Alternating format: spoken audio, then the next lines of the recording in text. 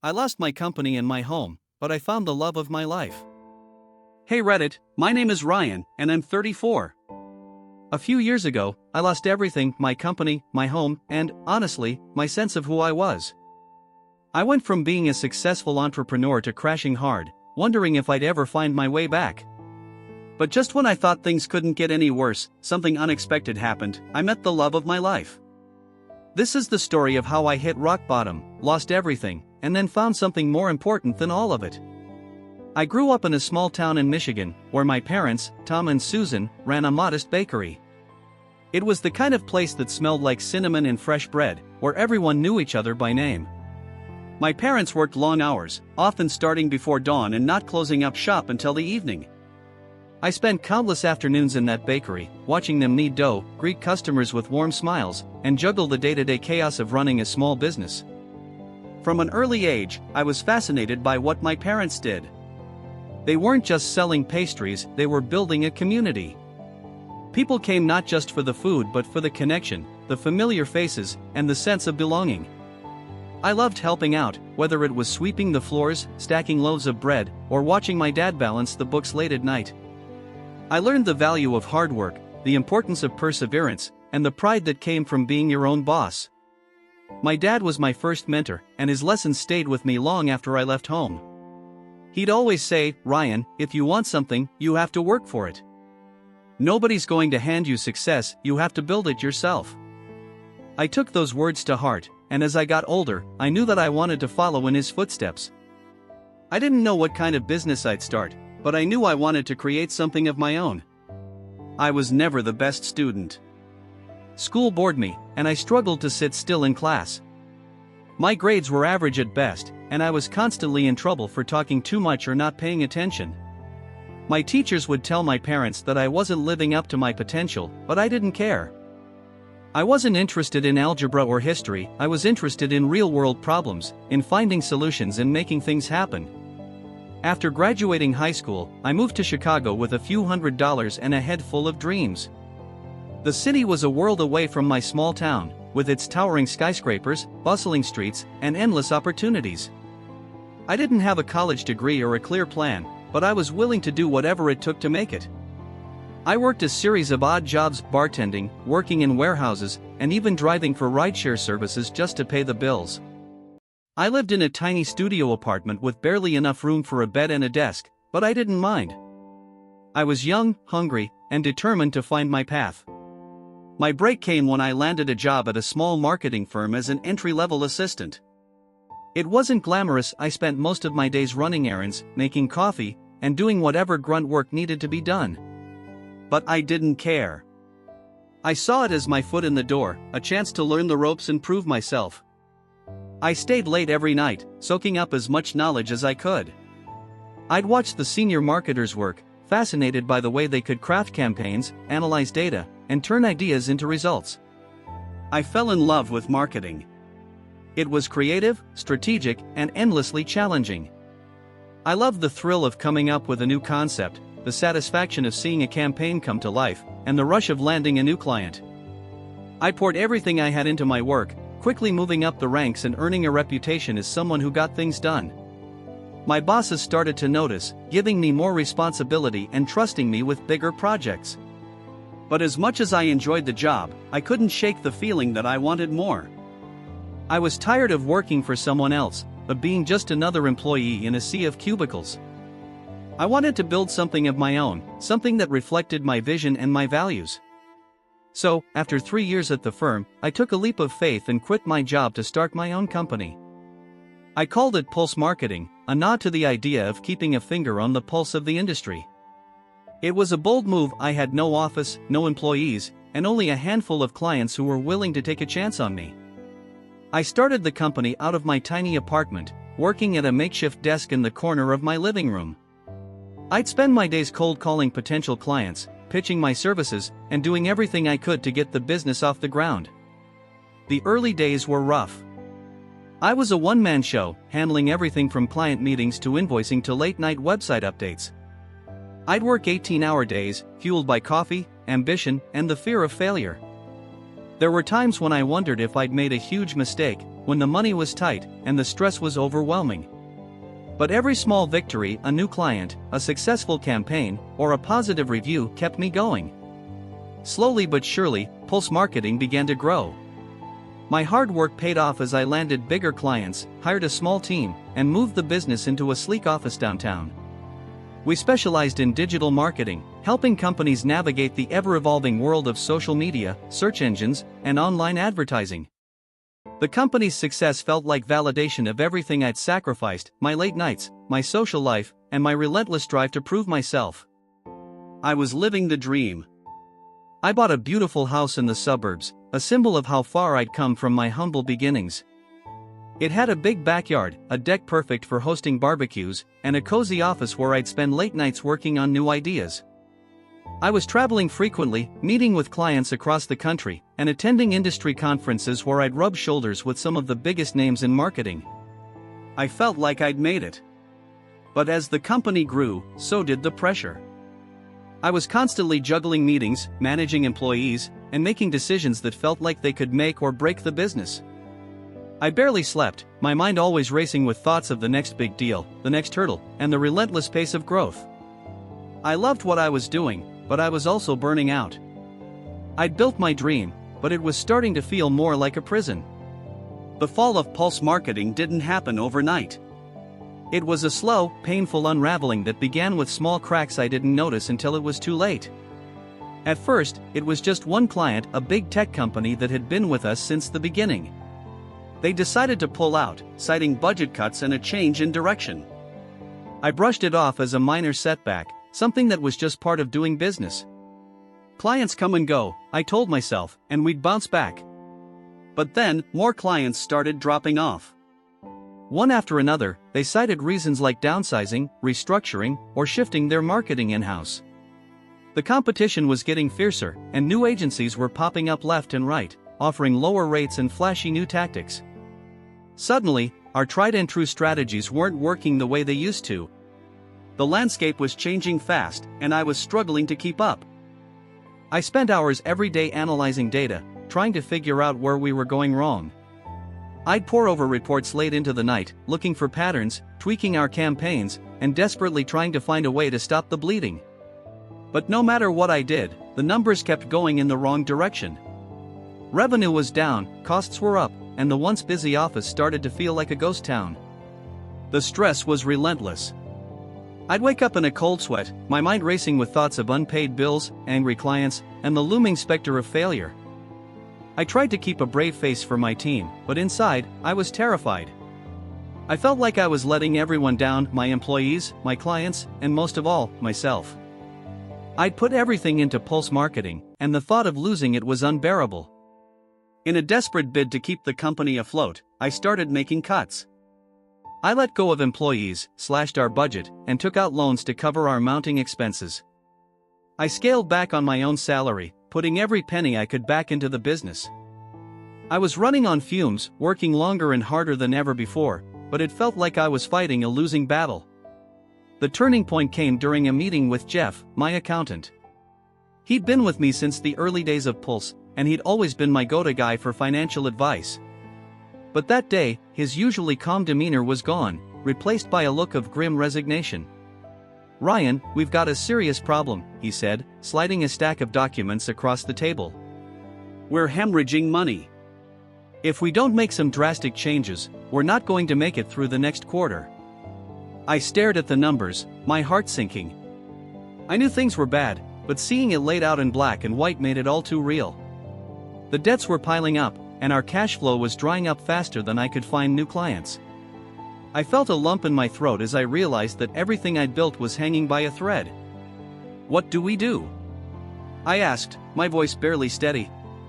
"There has to be something." Jeff sighed, rubbing his temples. "You've already cut back as much as you can. The only thing left is to consider selling the company or shutting it down entirely." "I'm sorry, Ryan, but we're out of options." His words hit me like a gut punch. The idea of closing Pulse Marketing, the company I'd poured my heart and soul into, was unfathomable. But deep down, I knew he was right. We were out of time, out of money, and out of chances. I spent the next few weeks scrambling for a last-minute miracle. I met with potential investors, pitched new ideas, and even considered merging with a competitor. But no one was willing to take the risk. The reputation I'd worked so hard to build was now a liability, and every door I knocked on seemed to slam shut. Eventually, I had to face the inevitable. With a heavy heart, I filed for bankruptcy and made the painful decision to close Pulse Marketing. Telling my team was one of the hardest things I've ever done. I gathered everyone in the conference room, struggling to find the right words as I looked at the faces of the people who'd believed in me. "I'm sorry," I said, my voice breaking. "I tried everything, but we can't keep going. Thank you for all your hard work, your dedication, and your belief in this company. I wish things were different." There were tears, hugs, and promises to stay in touch, but as I watched my team pack up their desks, I couldn't shake the feeling that I'd failed them. I walked out of the office that day feeling like a shell of the person I used to be. Everything I'd worked for, everything I'd sacrificed, was gone. And I didn't know how to start over. After Pulse Marketing shut down, my financial troubles snowballed. Without a steady income, I quickly fell behind on my mortgage payments. My house, the one I'd worked so hard to buy, had gone from a symbol of success to a burden I couldn't afford. Every month, I watched the bills pile up, knowing that I was sinking deeper into debt with no way out. I tried to keep up with the payments, selling off what little assets I had left, but it was like bailing water from a sinking ship. The calls from creditors became more frequent, each one a painful reminder of how far I'd fallen. I was overwhelmed, angry, and scared, but mostly, I was ashamed. Ashamed that I'd let things get this bad, that I'd put myself in this position, and that I was powerless to fix it. The decision to sell the house was one I'd put off as long as possible. It was my last connection to the life I'd built, the final piece of a dream that was slipping away. But as the debt collectors circled and the foreclosure notices piled up, I knew I had no choice. I had to let go. I put the house on the market, hoping for a quick sale that would at least cover my debts. It sold faster than I expected, but not for as much as I'd hoped. By the time I paid off the mortgage and settled with the creditors, I was left with a fraction of what I'd once had. It was enough to rent a small apartment, but it felt like a hollow victory. Moving out was a surreal experience.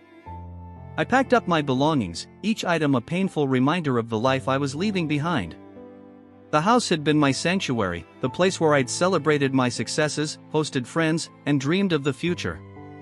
Now, it was just another thing I'd lost.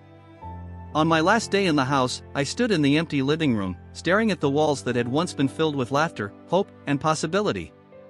I thought about all the nights I'd stayed up working, all the plans I'd made, and all the ways I'd imagined my life would turn out. It was hard to accept that it was over, that I was closing a chapter I'd never get back. I handed over the keys, got in my car, and drove away, feeling like I was leaving a piece of myself behind. My new apartment was a far cry from the home I'd lost. It was a tiny one-bedroom unit in an aging building, with peeling paint, creaky floors, and a view of a rundown parking lot. It was all I could afford, and every day felt like a stark reminder of how far I'd fallen. My depression deepened. I'd lie in bed for hours, staring at the ceiling and replaying every mistake, every misstep, and every opportunity I'd squandered. I felt like I was drowning in regret, unable to see a way forward. The ambition and drive that had once defined me were gone, replaced by a crushing sense of hopelessness. I cut myself off from friends and family, too ashamed to face their questions and too exhausted to pretend that I was okay.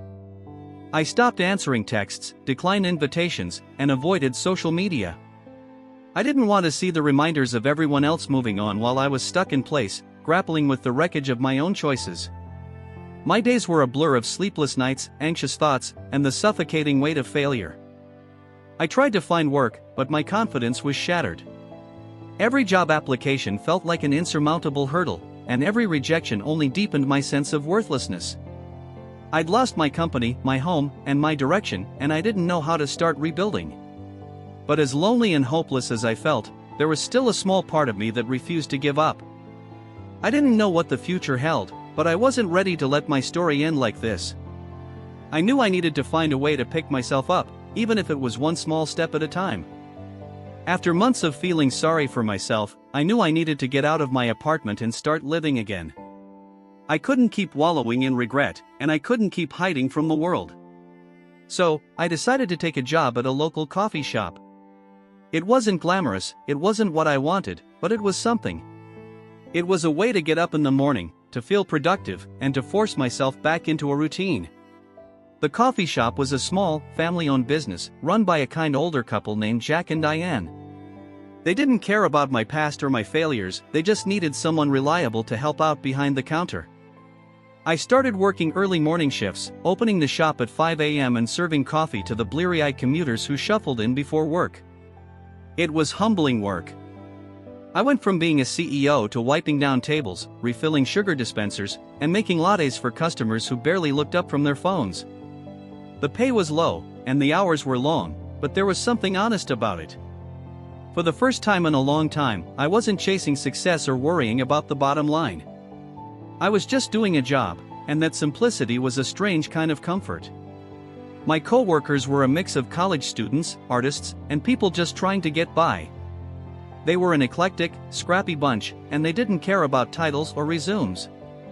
We bonded over our shared struggles, trading stories about bad customers, long shifts, and dreams that felt just out of reach. They didn't know my full story, but they accepted me without question, and that acceptance was something I desperately needed. It was during one of those early shifts that I met Hannah. She was a regular at the coffee shop, always coming in around 7 a.m. with her laptop in tow. She'd order a black coffee with a splash of almond milk and a blueberry muffin, then set up at her usual spot by the window. She was a freelance writer, often working on tight deadlines and juggling multiple projects at once. She had this quiet, determined energy, and I couldn't help but admire her focus. We started talking in small, casual exchanges. At first, it was just about the weather, the busyness of the shop, or a quick comment about her writing. But over time, our conversations grew longer. We'd chat about books, movies, and our shared love of classic rock. I'd bring her refills on the house, and she'd smile and thank me, always making me feel like I'd made her day a little brighter. One day, during a particularly slow morning, we ended up talking about our lives. I don't remember exactly how it started, but before I knew it, I was opening up about everything: the rise and fall of pulse marketing, the loss of my house, and the overwhelming sense of failure that still lingered. I hadn't meant to spill my guts to a near stranger, but there was something about Hannah that made it easy. She listened without judgment, nodding thoughtfully as I spoke. "I'm sorry you went through all that," she said sincerely. "But you're still here, and that's something. You've got a chance to start over." Her words hit me in a way I hadn't expected. I'd been so caught up in my failures that I hadn't allowed myself to consider the possibility of a fresh start. But Hannah saw something in me that I couldn't see in myself: a resilience, a spark of hope, and a potential for something new. We continued to talk every time she came into the shop, and those conversations became the highlight of my day. I looked forward to our chats, finding solace in her easygoing presence and the way she made everything feel a little less heavy. Hannah was kind, funny, and deeply passionate about her work, and I found myself drawn to her more and more. We started meeting up outside of the coffee shop, going for walks along the lakefront or grabbing dinner at cozy little diners around the city. We'd talk about our dreams, our fears, and the twists and turns that had brought us to this point. Hannah had her own share of struggles. Freelancing was unpredictable, and she'd faced plenty of rejection and financial uncertainty. But she never let it get her down. She approached life with a quiet strength and an unwavering belief that things would get better. One night, as we sat on a bench overlooking the water, I realized that I was falling in love with her. She'd come into my life at a time when I was at my lowest, and she'd seen me not as a failure, but as a person worth knowing. She didn't care about my past, my mistakes, or my lost status. She cared about the person I was becoming. And that made all the difference. Hannah and I quickly became inseparable. Our friendship blossomed into something deeper, something that felt like a second chance at happiness. We'd spend our days exploring the city, trying new restaurants, and discovering hidden corners of Chicago that neither of us had ever taken the time to see. It was like rediscovering the world through fresh eyes, and every moment felt like a gift. She introduced me to her world of writing, late nights spent typing away in dimly lit cafes, brainstorming story ideas, and finding inspiration in the everyday moments that most people overlooked. I loved watching her work, the way she poured her heart into every sentence, crafting stories that felt raw, real, and unapologetically honest. She was talented in a way that I'd never seen before, and it was impossible not to admire her. Hannah also helped me reconnect with my own creativity. She encouraged me to start writing again, not for work, but for myself. I kept a journal during the early days of Pulse Marketing, jotting down ideas, reflections, and snippets of inspiration that I'd never had time to pursue. With Hannah's encouragement, I dusted off that old journal and started writing again, pouring my thoughts onto the page as a way to make sense of everything I'd been through. We'd often spend weekends at her apartment, surrounded by books, notes, and half-finished drafts. We'd sit on her couch with a bottle of wine, talking about our dreams and what we wanted out of life. Hannah was my sounding board, my confidant, and my greatest supporter. She made me feel like anything was possible, even when I was filled with doubt. Hannah and I quickly became inseparable. Our friendship blossomed into something deeper, something that felt like a second chance at happiness. We'd spend our days exploring the city, trying new restaurants, and discovering hidden corners of Chicago that neither of us had ever taken the time to see. It was like rediscovering the world through fresh eyes, and every moment felt like a gift. She introduced me to her world of writing, late nights spent typing away in dimly lit cafes, brainstorming story ideas, and finding inspiration in the everyday moments that most people overlooked. I loved watching her work, the way she poured her heart into every sentence, crafting stories that felt raw, real, and unapologetically honest. She was talented in a way that I'd never seen before, and it was impossible not to admire her. Hannah also helped me reconnect with my own creativity. She encouraged me to start writing again, not for work, but for myself. I kept a journal during the early days of Pulse Marketing, jotting down ideas, reflections, and snippets of inspiration that I'd never had time to pursue. With Hannah's encouragement, I dusted off that old journal and started writing again, pouring my thoughts onto the page as a way to make sense of everything I'd been through. We'd often spend weekends at her apartment, surrounded by books, notes, and half-finished drafts. We'd sit on her couch with a bottle of wine, talking about our dreams and what we wanted out of life. Hannah was my sounding board, my confidant, and my greatest supporter. She made me feel like anything was possible, even when I was filled with doubt. Our relationship deepened with every shared moment, every quiet conversation, and every laugh that echoed through her tiny apartment. Hannah was unlike anyone I'd ever met. She was compassionate, fiercely intelligent, and unafraid to be herself. She didn't pretend to have it all figured out, but she faced every challenge with courage and an unshakable sense of hope. Being with her made me believe in a future I'd almost given up on. One night, as we sat on her fire escape, looking out over the city lights, Hannah turned to me with a soft smile. "Do you ever think about what's next?" she asked. "Like, really think about where you want to be?" I hesitated, caught off guard by the question. The truth was, I'd been so focused on getting through each day that I hadn't allowed myself to think about the future. But with Hannah, everything felt different. I could see a life that was full of possibility, a life that wasn't defined by my past mistakes. Honestly? I don't know, I admitted, glancing at her. But I do know that I want you to be a part of it. Hannah's smile widened, and she took my hand in hers.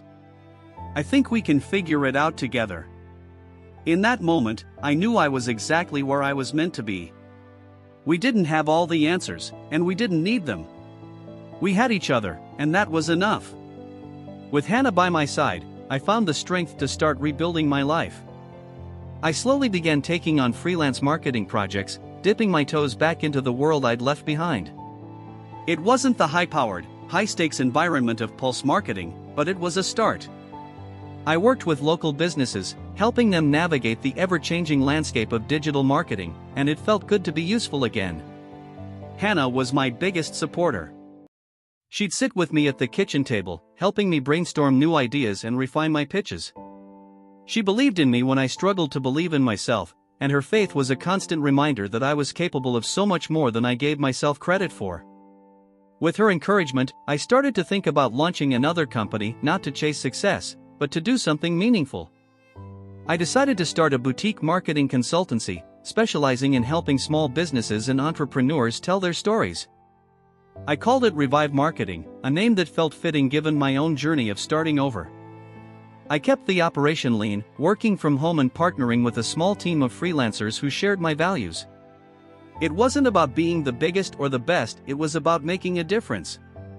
Revive Marketing grew slowly but steadily, and for the first time in a long time, I felt like I was on the right path.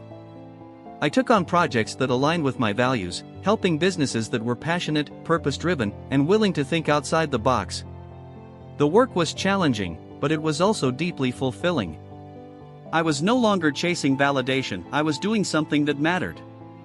Hannah and I continued to build our life together, moving into a cozy apartment that was filled with books, art, and all the little things that made it feel like home. We'd spend our evenings cooking dinner, talking about our days, and dreaming about the future. We didn't have it all figured out, but we were figuring it out together, and that was more than enough. One day, after a long week of work, Hannah suggested we take a weekend trip to a quiet beach town just outside the city. It was a place we'd visited a few times before, a spot that held so many memories of long walks, stolen kisses, and the kind of conversations that only happen when you're away from the noise of everyday life. I'd been thinking about proposing for a while, and I knew this was the perfect place to do it. I planned a picnic on the beach, setting up with all of Hannah's favorite things, fresh fruit, wine, and the muffins from the coffee shop where we'd first met. As the sun began to set, casting a golden glow over the water, I took her hand and poured my heart out. Hannah, you came into my life when I was at my lowest, and you showed me that there was still so much worth fighting for, I said, my voice trembling. You've been my light, my strength, and my reason to keep going. I want to spend every day making you as happy as you've made me. Will you marry me? Hannah's eyes filled with tears, and she nodded, a radiant smile spreading across her face. Yes, Ryan, she said, her voice thick with emotion. 1,000 times, yes. We held each other close, laughing and crying as the waves lapped at our feet. In that moment, everything felt right.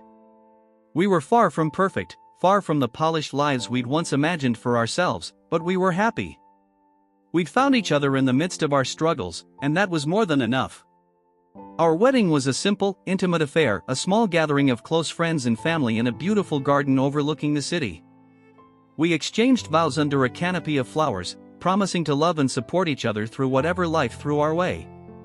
It wasn't a grand celebration, but it was perfect for us. We were surrounded by the people who mattered most, and every moment was filled with love. As we danced under the twinkling lights, I couldn't help but think about how far we'd both come. We'd faced our own battles, weathered our own storms, and found our way back to happiness.